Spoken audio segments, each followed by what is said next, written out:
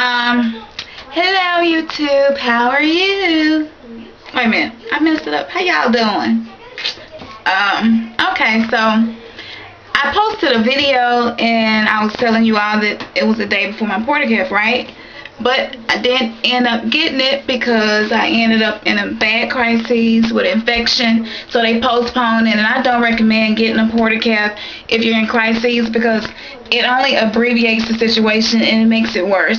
I know for me and for the other 13 sickle cell patients I know personally, where I talk to them every day and watch them go through having the same procedure, and it usually heightens the pain, especially in the chest area. So they told me to wait, and I went to the doctor this week, and they wanted to make sure I didn't have a blood infection. And so if you've been in the hospital, or even if you've just been to the emergency room and you're going to get a line put in, it's very good to have them check and see if you have a blood infection first. Because if they don't do blood cultures on you, and you go and get a line put in, and this is maybe your last line, or it may even be your first line, and then you get a fever right after they do blood cultures, then too little too late, now you have a blood infection, now you have to get your portacath removed that you just had put in, and I've had that happen to me.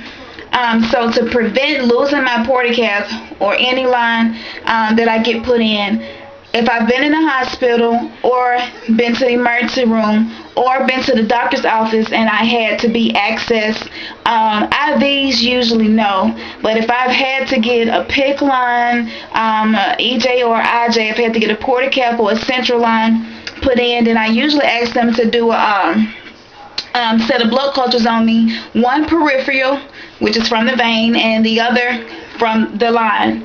And so that just keeps me from having to go through the process of losing my port right after I get it. If you have a PICS line, you have infection, the good thing about it, they can do an exchange, and I've had a lot of those. But the exchange, it don't feel good. I hate it.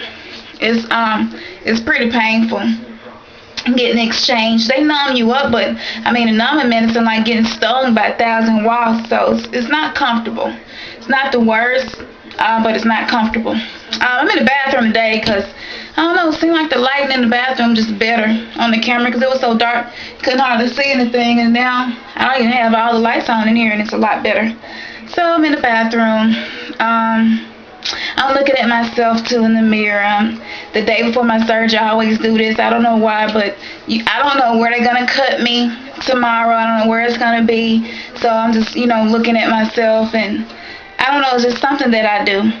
So tomorrow, when I get my port put in, wherever they put it, I'm hoping they can get it in.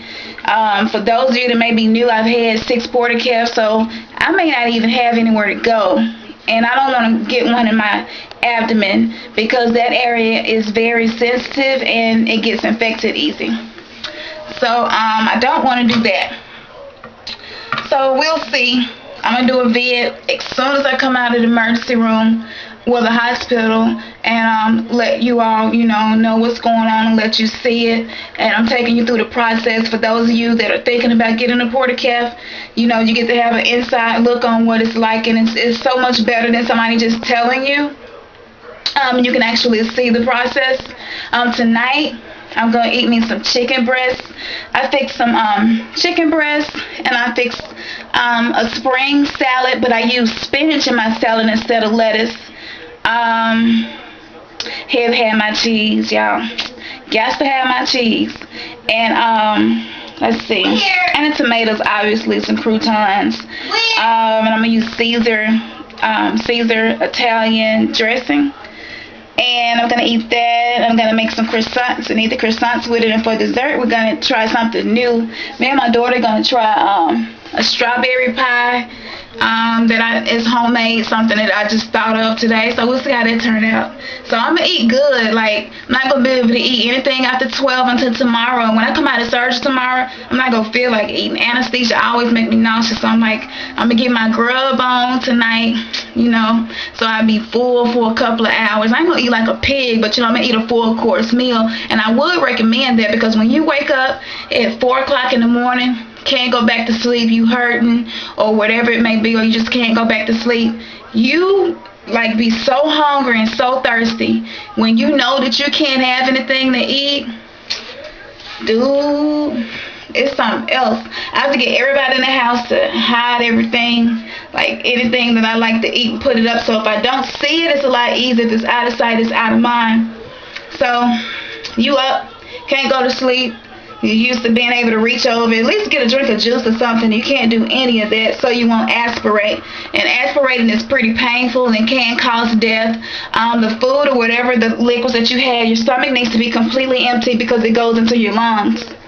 And I definitely don't want to do that. My eye hurts. Like something wrong with my eye. Something that's been bothering me all day. Yeah, so let's see. What else? Am I missing anything? Oh, she told me to make sure I wear loose fitting clothes. I'll be doing that. It's just to be comfortable, especially, and you don't want anything rubbing or put a pressure on the area where they, did the portacath insertion.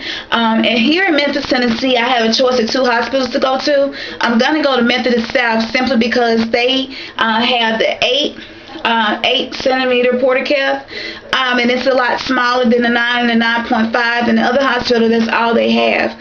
So the smallest is the best, especially if you had a lot of them, or if you just don't want to have, a big hump or big scar. The smaller, the less scarring, the less he has to cut you. So that's why I'm going out there. It's a little bit further, but it's worth it. Like I said, getting a smaller one, and they're easier for people that are repeat portacath patients. Let's see. Is that everything? Yeah, I think that's it. So we'll see how I go. Hopefully my food be good. I said I was gonna do a video, let y'all see what I was eating, but y'all know what chicken breast and salad look like. It'd be so good though, y'all. Man, I put some honey on my chicken breast. It's gonna be so good.